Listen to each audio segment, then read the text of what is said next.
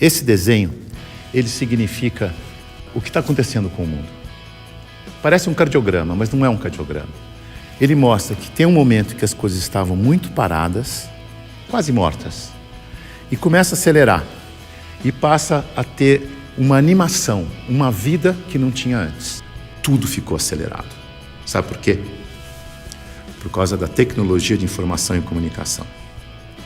Nessa fase, tinha pouca gente no mundo e a tecnologia de informação e comunicação era muito rudimentar e cara. Telefone fixo no lugar, imagina. Demorava muito para as coisas acontecerem. O cenário era estável, quase parado, lento, previsível, controlável, simples. Acontecia uma coisa de cada vez. Nessa fase, criamos instituições com hierarquias poderosas que controlavam o mundo.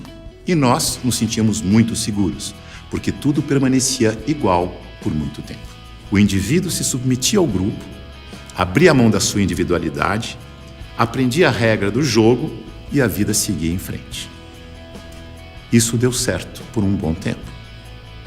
Aí, com mais gente no mundo e com uma tecnologia de informação e comunicação mais poderosa e mais barata, todo mundo tomando decisão o tempo todo, numa velocidade absurda, o mundo começou a ficar instável, dinâmico, rápido, imprevisível, transparente, fora de controle, complexo. E nessa dinâmica toda, além da instituição, surge um novo personagem muito poderoso.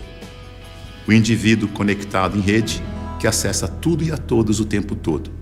Mobiliza pessoas, trabalha, produz conhecimento sem precisar das estruturas e da permissão das instituições. Aquelas instituições hierárquicas e controladoras estão tendo que aprender a lidar com esse novo cenário, com esse novo indivíduo mais conectado, mais livre, mais móvel, mais bem informado e crítico. O mundo mudou tanto que pessoas de muito sucesso naquele cenário estão tendo muita dificuldade para manter seus negócios e empregos nos dias de hoje. Eu vou contar a história de um executivo muito importante, de uma organização global, poderosa, que estava tendo problemas enormes, prejuízo, perdendo o mercado em todos os países em que tinha operação. Tinha brigas políticas internas entre departamentos, entre regiões, escândalos públicos, corrupção no financeiro e tudo acontecendo ao mesmo tempo, com toda essa transparência ao vivo e a cores do tempo real. Esse grande executivo viu aquele cenário e disse: eu não dou conta dessa complexidade, dessa velocidade, dessa transparência toda. Eu me demito. Aqui está ele. É o nosso querido Bento.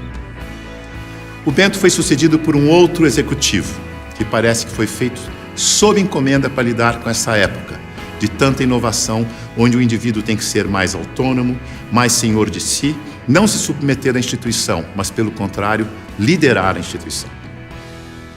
Chico aceitou o desafio.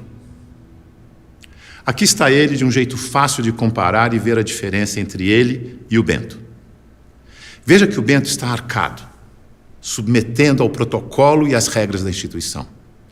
O Chico está mais senhor de si. Para ele ajudar a igreja, ele tinha que mudar a igreja. Para mudar a igreja, ele tinha que criticar e propor novas maneiras de fazer as coisas. Porque do jeito que deu certo no passado, não era o jeito que ia dar certo no novo cenário. E ele começou a criticar e a mudar tudo usando o discernimento, o bom senso e os seus valores, que são os mesmos da instituição. A cadeira, por exemplo, ele pediu uma cadeira mais simples, mais leve, mais prática, que ele mesmo pudesse carregar. A roupa, uma roupa que fosse fácil de vestir, leve, simples e confortável. O discurso, ele não queria que alguém escrevesse o discurso para ele. Ele mesmo ia fazer o discurso com as palavras dele. E para ele estar sempre atualizado e poder falar à vontade, ele não ia ficar isolado no Palácio do Vaticano, num quarto de 300 metros quadrados. Escolheu morar no Palácio Santa Marta, num quarto de 30 metros quadrados, junto com os outros 400 padres e bispos que viajavam pelo mundo, e ele ia almoçar com esses padres e bispos para poder conversar, trocar ideias e saber o que estava acontecendo no mundo. Mandou tirar o vidro do Papa Móvel para poder falar com o povo. Mudou a política de investimentos do Vaticano para ficar de acordo com as crenças da igreja. Isto é, investir em empresas que prezam os valores cristãos, porque se a política de investimento não estiver de acordo com as crenças da igreja, como é que ele ia ter credibilidade quando ele fosse vender a fé da sua igreja? Veja que ele está colocando em prática o seu discernimento para mudar tudo na instituição. Da cadeira aos investimentos, Ele busca simplicidade, praticidade, economia, agilidade, leveza e consistência. O Chico é um bom exemplo de sucesso neste novo cenário. A mudança é tão grande que os historiadores dizem que está terminando a sociedade industrial e está começando a sociedade do conhecimento, a sociedade em rede, a sociedade do indivíduo conectado em rede. É uma época de transição e nós estamos aqui, exatamente no meio dessa transição. Veja o que está acontecendo. Neste ambiente estático, estável, a boa empresa funcionava como um relógio, uma engrenagem sem vida, isolada do ambiente, tic-tac, tic-tac, tic-tac, onde o empregado era uma peça da engrenagem. O futuro era igual ao passado.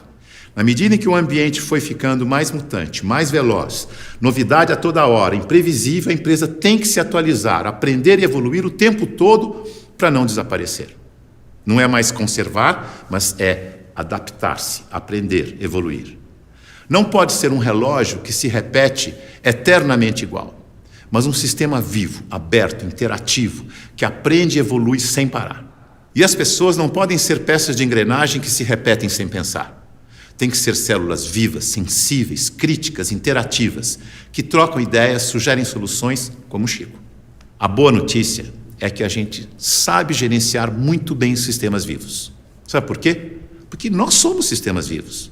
Somos feitos de sistemas. Sistema respiratório, sistema endócrino, sistema ósseo, sistema digestivo. Sistema é um conjunto de elementos que trabalham de forma interdependente com um propósito comum. Como o nosso corpo. O ponto mais importante para a saúde do nosso corpo é a interdependência. Veja no seu próprio corpo. Nossos órgãos trabalham de forma interdependente, sempre em busca do equilíbrio do corpo. Esse é o propósito. Se um órgão declara independência, e isso se chama câncer, o corpo entra em colapso. A integração entre os órgãos desaparece. A energia do corpo se esvai, não consegue mais interagir com o ambiente nem reagir aos estímulos. Como sistema aberto, ele vai sucumbir ao cenário. Então, se você quer trabalhar numa empresa de sucesso neste cenário, ajude a funcionar como um sistema vivo aberto. Você sabe, porque você é um sistema vivo aberto. Mas aqui vão algumas dicas para ajudar. Use o seu discernimento, seu bom senso e intuição. Confie em você.